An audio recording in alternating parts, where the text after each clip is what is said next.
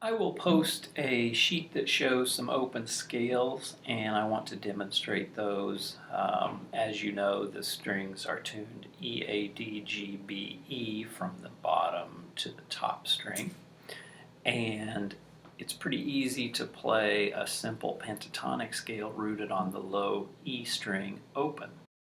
And that scale is open, 3rd fret, on the next string, open, 2nd fret, next string, open, 2nd fret, next string, open, 2nd fret, and then on the top 2 strings, open, 3rd fret, and open, 3rd fret. 3, open, 3, open, 2, open, 2, open, 2, open, 3, open. Now, I'm actually fingering that with my 2nd and 3rd finger as well, so whenever I was saying the fret numbers, that matches up with the finger.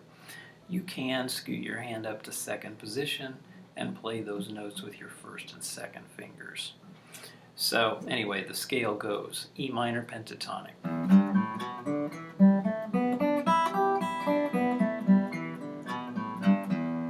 I play with these 2 fingers.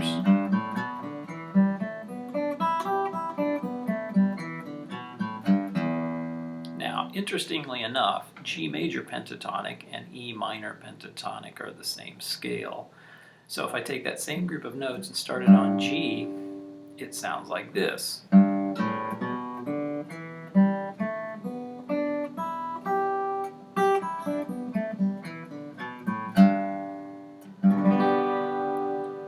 So I think you can hear that that fits over a G chord. Those 2 scales having that relationship of the same notes, yet different starting points in that group, make them relative scales or relative keys. E minor and G major share the same notes, so they are relative keys. I can superimpose over the top of those a couple of extra notes, and that turns them into complete scales, E minor and G major. I'll start with the G major scale. It starts here on G.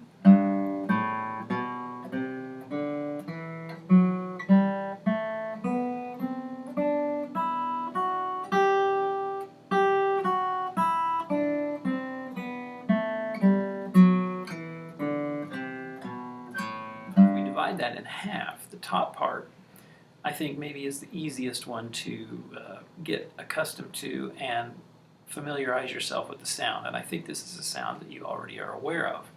Starting on the open 3rd string, that's a G. So I'm going to play from G to G, and the scale sounds like this.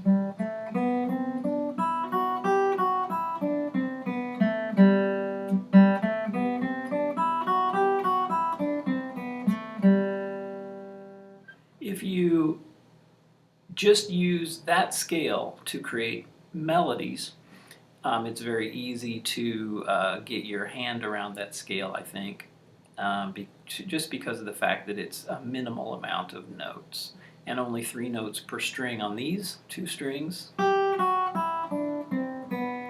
only 2 notes on the G string. And again, we're thinking open, so you want to play as many open strings as are available in the scale. So again, from the bottom all the way to the top, 2 octaves of G major sounds like this.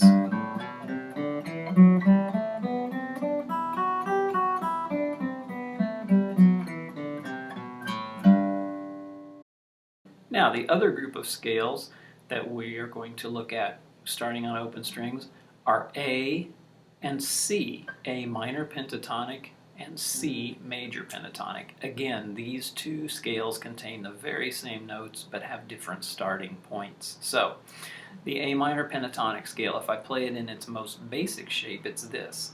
Starting on open A, open, 3rd fret, open, 2nd fret, open, 2nd fret. That's 1 octave.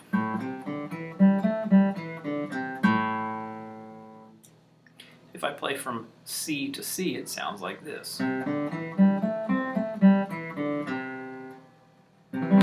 So again, I think you can hear that the C chord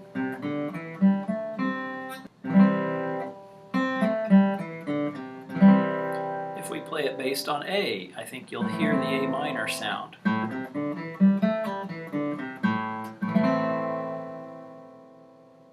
Add the C major notes in, and we now have this scale. Now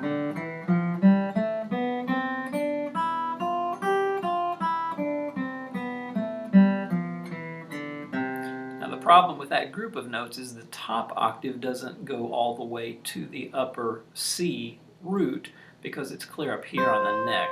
So I would recommend again that you just get familiar with this part.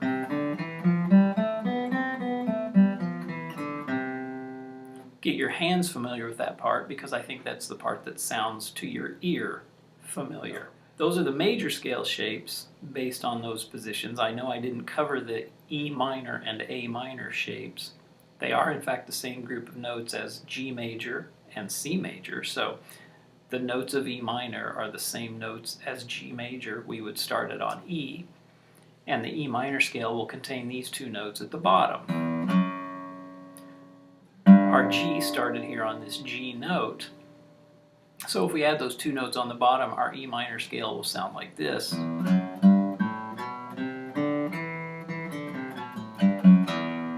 If I go all the way across the neck,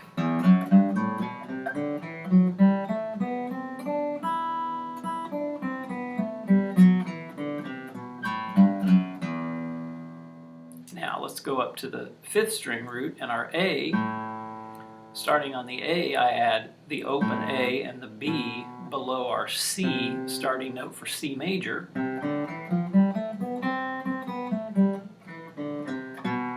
So here's A minor.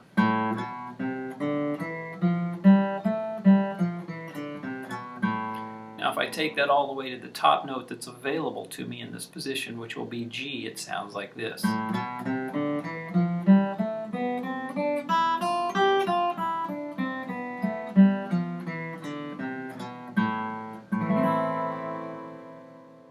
Take a look at that sheet and get familiar with those scales. And again, take them in small pieces, 1 octave, and get comfortable with how the notes sound. I think you're going to recognize the sound, and I think getting your hand familiar with those sounds within that group will be really helpful to be able to use them to learn songs by ear, pick up melodies, try to find those melodies within that framework of the scale. It can be a very useful tool.